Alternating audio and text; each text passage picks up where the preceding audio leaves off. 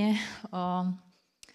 Možno ešte tak na úvod, aj v tomto projekte som taká hodnotiteľka, evaluátorka, takže tie dotazničky, spätné väzby, čo tam máte vo foldroch, tak keď by ste ich vyplnili, tak ma veľmi potešíte a dvakrát ma potešíte, keď ich vyplníte online, to znamená odfotografovaním toho QR kódu budú sa mi lepšie robiť grafy. No, ja som, možno dokým začnem aj s tou témou dobrovoľníctvo, tak ja som sa včera vrátila z Gruzínska a môžem vám povedať, že keď vidíte tú absolútnu chudobu tzv. Strednej triedy, ktorá v podstate nie je stredná trieda, ich zárobok je okolo 150 eur mesačne a latte vás tam stojí 3 eurá. Tak kráčajúc po tých uliciach pre turistov som rozmýšľala, že či vôbec ľudia poznajú pojem Aspergerov syndrom. A sme sa tak zhodli, že asi ani nie a asi sú to len nejakí podivíni, ktorých tá rodina, lebo musíte v tej chudobe mať extrémne silné rodinné väzby, nejako pojme a nejako ich tam k tomu stolu posadí a nejako nech sa najedia, ale nejaký podporný systém v takej chudobe, kedy vlastne máte problém si zaplatiť teplo a mať nejaký chlieb, nemáte možnosť rozmýšľať možno nad takými vecami, tak tým, že som tým tak veľmi ovplyvnená, tak som chcela povedať, že je to proste úžasné, že ja keď napríklad na Slovensku poviem Aspergerov syndrom, tak v bežnej populácii proste ľudia vedia, čo to je a že sa to tak pomaly aj vďaka vašej práci a vašim neziskovkám aj tu v Čechách dostáva do povedomia a to je pre tých ľudí to najúžasnejšie, čo môže byť. A teda prejdem k tej mojej téme dobrovoľníctvo.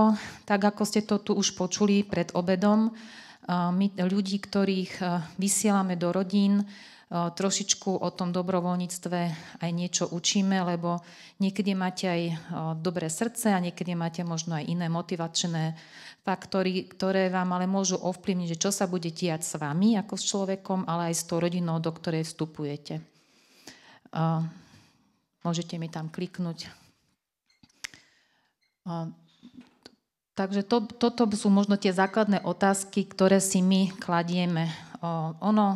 Možno najťažšie, vieme si povedať, čo by som chcel, aké mám povinnosti, ale ako motivovať aj dobrovoľníka, ako motivujem samého seba, aby som vydržal a chcel. Vstupujeme do intimnej zóny rodín a nie je úplne zodpovedné vstúpiť a o mesiac vystúpiť. Človek musí byť naozaj pripravený, preto to aj s Vierkou Hincovou robíme aj po odbornej stránke, aby vedeli približne, že čo môžu očakávať a aby si vedeli ľudia do nejaké tie hranice aj svoje vlastné určiť a povedať si chcem, nechcem vlastne do toho ísť. Ako to máte vy? Kedy si môžete povedať, že ste dobrovoľník? Čo je pre vás dobrovoľník? Po obede vás zobudím. Co to je pro mě? Pro mě je to nějaký člověk, který dělá něco pro druhé bez očekávání nějakého. Ať finančného. Tak. Čiže niečo bez financií ešte? Že to robí na dobrovoľnej báze, že to chce. Musí byť nejak motivovaný. Milión možností. Buď zažíva niečo v rodine a toto mu otvorilo cestu týmto smerom, alebo má pocit, že má priveľa času a chce zažiť ten pocit užitočnosti, ako mnohí Aspergeri. A ešte aj vás zobudím, tak kedy sa stávate dobrovoľníkov? Ako dlho musíte tú činnosť robiť? No ja myslím, že nie je to o dĺžke tej činnosti, ale o tom vlastne, že ten človek sa rozhodne, že má tak silnú vnútornú motiváciu, že chce pomáhať a že ho to naplňa a že potom teda sa dostane do nejakej organizácie, kde by teda chcel, kde ho nejak vyškolia a a v podstate to vnútorné presvedčenie, že je to tá správna cesta, ho vedie k tomu, že sa stáva tým dobrovoľníkom, pretože školení môže mať plno, ale proste keď tam nebude to presvedčenie, že to je to, čo chce robiť, tak si myslím, že ako dobrovoľník nebude nikdy. Ďakujem pekne, áno. Dobrovoľníkom môžete byť aj po hodine vašej dobrovoľníckej činnosti. Ide o to vaše vnútorné nastavenie. Hans aj teraz má prihlášku, sa môžete cez ich web alebo Facebook prihlásiť, ak ste jednorodičovská rodina, ale zároveň ak chcete aj pomôcť ako dobrovoľník. A ja vždy hovorím, každý, kto nám tam sedí, my potom robíme také spoločné stretnutia na úvod, tak to je človek, ktorý má pre mňa obdiv, lebo mal tú odvahu urobiť prvý krok, kliknúť a prihlásiť sa, že chce prísť na stretnutie ako dobrovoľník. No, my máme dobrovoľnícky zákon, pozerala som, že Česi majú dobrovoľnícky zákon a my tam máme určené, čo dobrovoľníckou činnosťou nie je. Neviem, či mám tak nezavadziam, vidíte, cezo mňa, hej. My tam dokonca máme, že činnosť, ktorá je vykonávaná osobami, ktoré nedovršili 15 rokov, u vás to tam som pozerala, že máte trošku to inak v Čechách, že môžete. A teda veľmi často ja teda to hovorím o tej činnosti vykonávaná v pracovnoprávnom vzťahu. Tak to je taká hantírka z legislatívy. Ja hovorím, človek by nemal byť dobrovoľníkom vo vlastnej práci. Dobrovoľnícky sa realizujeme inde. To je úplne alfa omega. No v čom teda spočíva ten program Hans? Tak ako som spomínala, vyškolíme ľudí, aj to, už to samotné stretnutie, že sa navzájom spoznáme, je tou pridanou hodnotou, nielen čo si povieme, ale aj kto sa tam stretneme.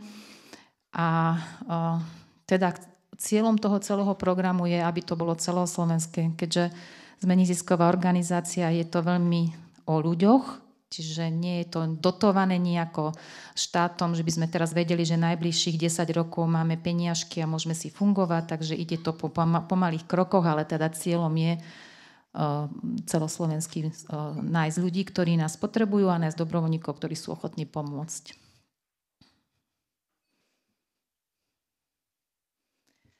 No a to sa nás vždy pýtajú, že čo vlastne ja ako dobrovoľník, keď tam prídem, môžem robiť.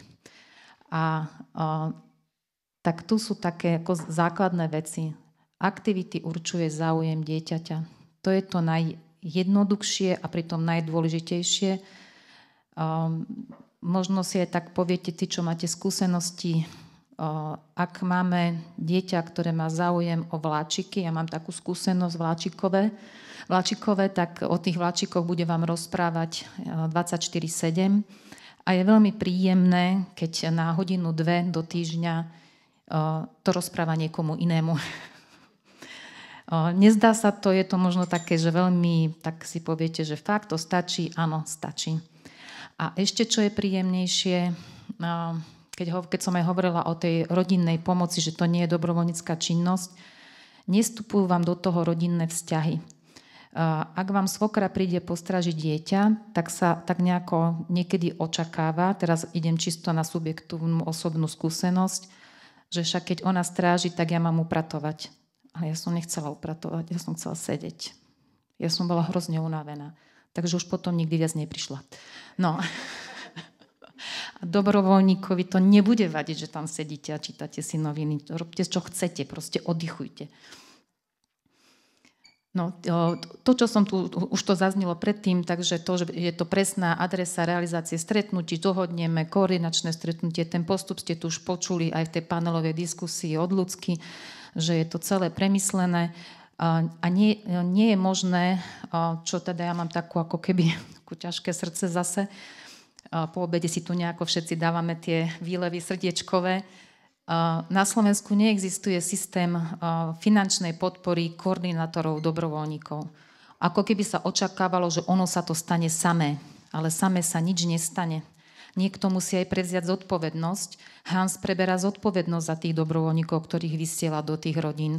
Nemôžete k autistickým deťom poslať hocikoho, hociako, hocikedy, lebo však sme všetci dobrovoľníci a hurá. Hurá sa nič nestane. Tak ako tu na úvod aj Dáša spomínala, že teda sa snažím rozbehnúť na Slovensku komunitnú prácu celoslovensky. My tam tiež vytvárame komunitné rady z ľudí, ktorí žijú aj v chudobe, ale tiež ich musí niekto organizovať. Sami sa nestretnú a same sa to nestane, sami si nepovedia bez nejakej pomoci zvonka, čo vlastne chceme robiť a hlavne ako to urobiť. To ako je veľmi dôležité, aby sme došli k nejakému úspechu. Tak to by sa mi páčilo, keby tu sedel niekto zo Slovenska, ktorý má tú moc. No, nenahradza opatrovanie detí, nenahradza odbornú pomoc, nenahradza doučovanie, nie je pomocou v domácnosti. To sú asi, keby by som povedala, že základné piliere. Často máme medzi dobrovoľníkmi aj rodičov, ktorí sami majú deti na spektre, alebo oni sami sú na spektre a niekedy máte tendencie ako keby pomôcť, poradiť alebo usmerniť, tak to poviem, že usmerniť, tak na toto treba dávať vždy veľký pozor, že to, čo je v danej rodine zvykom alebo nejakou tradíciou, že odosobniť sa od toho, to sú ich rodinné zvyky, ja mám svoje rodinné zvyky, ja som tu pre to dieťa, nie pre formovanie rodiny. No a toto je vo všeobecnosti. Dobrovoľník dáva svoj čas, vedomosti a zručnosti. Na Slovensku, budem hovoriť teda iba o našom štáte, sa očakáva, že bude dávať aj svoje peniaze. Na benzín, na telefón, na neviem čo. Proste nie. Toto je činnosť dobrovoľníka. Čo je úplne kľúčové, keď my robíme tieto školenia alebo túto prípravu dobrovoľníkov je vypočuť si aj to, akým spôsobom tí ľudia, budúci dobrovoľníci žijú, čo robia, aké majú koničky, záujmy, lebo veľmi aktívni ľudia majú tendencie si ešte aj nabaliť ďalšie veci a oni si nevedia zodpovedne povedať, koľko času ja v realite mám. A ľuďom na spektre dvojnásobne, keď raz slúbite, že prídete stredu o 17, tak tam musíte proste byť, aj keby neviem, čo bolo. To je úplne základné a stretávame sa s tým, že na konci dňa vlastne, keď si pozriete ten svoj kalendárik v mobile a keď sa začnete vypytovať, tak vlastne ani toho času toľko nie je. Čiže raz, keď niečo slúbiť, dodržať a povedať si to aj nahlas, možno, že nie vždy si tak vieme svoj čas zorganizovať. No a to je tá motivácia, preto som sa pýtala. V rámci projektu teda poskytujeme aj supervíziu. Viem, že v bankovom sektore je supervízia nejaký úplne iný význam. Toto je ako keby overovanie. Robím dobre to, čo robím? Alebo dostal som sa do nejakej hraničnej situácie a neviem, čo s ňou a je vlastne hraničná, či iba ja ju vnímam hraničnú. Sú to rôzne otázky, ktoré si môžete v sebe klásť a napríklad aj to, že sa s rodinou rozlúčite a vy to môžete pociťovať ako zlyhanie. Všeličo nám môže v živote a v duchu bežať a na to sú tie supervízie veľmi dobré. Ja som tam teda dala aj komunitné aktivity. Vierka sa tak snaží rôzne prepájať projekty, takže máme aj takéto stretnutia, ktoré sú dobré v tom, že nie sú vo veľkom, nie je to žiadna masovka, čiže ľudia sa stretnú v malých skupinách, ľudia s rodinami na spektre, čiže tak, ako ste tu ozneli, je to bezpečné prostredie, ktoré vás prijíma bez nejakých predsudkov, lebo sme si tam všetci rovní. Snažíme sa o vzdelávanie, niektorých prizývame do spolupráce, napríklad ste tu videli, panelová diskusia je práve z týchto ľudí, ktorí sa k nám takto pridali a ešte tu aj bude nasledovať. A je to zdieľanie, je to inšpirácia pre nás ostatných. Veľmi veľa spolupráca takto začalo, lebo aj vy ako rodičia na spektre máte svoje vlastné zamestnanie, ste nadšenci vlastne tohto združenia a máte chuť proste pomôcť na úrovni toho, čo vy viete a čo... Ja vždy hovorím, že keď ja začnem nejakú novú vec a dokým si ju naštudujem, mne to zabere 2 dní. Vy tým, že s tým robíte denne, pre vás je to 20 minútovka. Tak prečo by ste v úvodzovkách nepomohli? Lebo táto organizácia, keď bolo zle, pomohla vám. Tak je to také recipročné a je to také, ja si myslím, že veľmi pekné zdieľanie vedomosti, zručnosti, pomoci. Môžeme ďalej. No a vždy hovorím, že každá spolupráca alebo každá práca by mala prinášať oboj strany nejaký, a nie tak osoch, ale radosť. Takže na čo je dobré vôbec dobrovoľníctvo?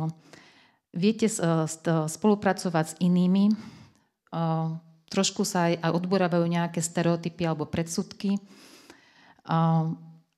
Ja teda tomu pridávam aj, že zmysel pre sociálnu zodpovednosť a občianstvo. Veľakrát k nám prídu aj mladí ľudia z odboru nejaké psychológie, sociálnej práce, ktoré sa vlastne nikdy nedotkli neziskového sektora, netušia, ako vlastne fungujeme a aké ťažké je fungovať vlastne v neziskovom sektore.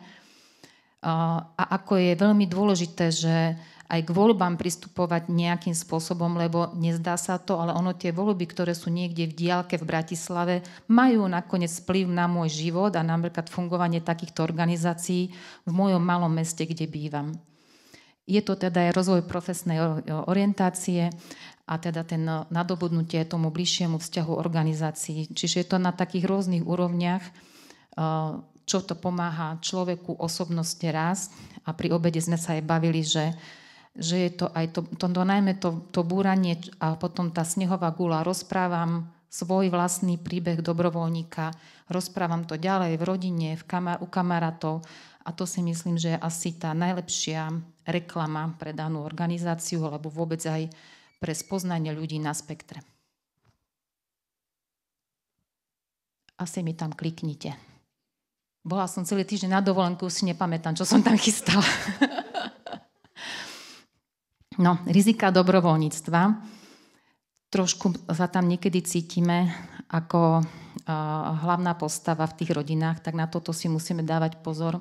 A či vieme narábať so svojou mocou, pretože my prídeme zo svojho, teraz poviem, príjemného, jednoduchého, nie veľmi zložitého sveta do rodiny, ktorá je jednorodičovská, ktorá má nejaké trápenia svoje, ktoré má, ako ste počuli, sú často izolovaní, čiže nie sú takí oddychnutí, lebo my často si pomôžeme tým, že ideme do divadla, do kina s kamarátmi, ale títo rodiny všetké možné situácie, kde by mohlo nastať problém, odstraňujú zo svojho života, takže my sa potom cítime taký trošičku iný.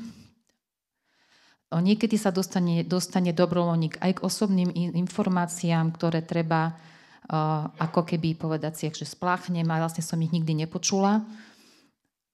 Stáva sa, že keď radíme, nie vždy dobre poradíme a najhoršie sú nevyžiadané rady, tak to asi v živote nie len týchto rodín, ale aj v našich bežných životoch. Tak preto vedieť dopredu, čo vlastne budem rozprávať a či chcem rozprávať. Preto my stále orientujeme dobrovoľníka, že si tu pre to dieťa, pre nikoho iného. Musíte kliknúť. Tak toto je to, čo som vlastne rozprávala, že oddelenie tých svojich rolí. Teraz nie som rodič toho dieťaťa, moje dieťa je doma, ja som tu teraz dobrovoľník v inej rodine, máme totiž aj rodičov, alebo študentov psychológie. Ja tu nie som teraz psychológ a nejdem si skúšať to, čo sa učíme v škole. Ja som tu len dobrovoľník. To miešanie rolí je veľmi také časté a vedieť povedať nie. Aby sa nestalo, že naopak rodina od vás bude chcieť viac, než my vlastne v tom dobrovoľníckom programe sľubujeme. Na nastavovanie si hraníc je veľmi dôležité. To sú s tými hranicami, že aké máme očakávania. Našťastie my to máme, tak ako tu spomínali, rodiny sa stretávajú, dobrovoľníci sa stretávajú a plus tá supervízia je, aby sme si povedali, je to už prekročenie mojich hraníc, alebo ešte je to v súlade s našim programom. Takže my sa veľmi staráme o tých dobrovoľníkov, aby sa aj oni v tých rodinách cítili komfortne. A toto je tá situácia, o ktorej som hovorila, že stane sa, že to môže aj nevísť, ale je to čisto život, nič tragického, nič sa nestalo, nemáme také zlé skúsenosti, že by sme museli neviem čo riešiť. Proste si môžu ľudia iba nesadnúť a takto v živote jednoducho chodí. No, rovnako ako to, že nedostatočná komunikácia, ale to je, myslím si, že aj v našich bežných životoch. Je vás trošku naladiť len tak, ako po obede, lebo teraz máte prekrvenú inú časť tela. Tak vidíte, to som bola pred dovolenkou prepracovaná. Tak Môžete ísť ďalej. A toto mi nechajte. Vidíte, to som chcela vyzvať, lebo sú tu veľa slov, ako som na obede počula, že máte, tým, že s nami spolupracujete, tak máte bližší vzťah k organizácii. A ako som spomínala, nie sme nejako veľmi financovaní strategicky dlhodobo. Takže každé 2% a u nás každý dobrovoľník, ktorý odpracuje 40 hodín dobrovoľnícky ročne, môže darovať 3% zo svojich daní, čiže nie zo svojho platu, zo svojich daní. Tak to nám pomáha práve realizovať takéto programy a napomáha nám to k tej udržateľnosti, ktorá nemusí vždy cez projekty výjsť.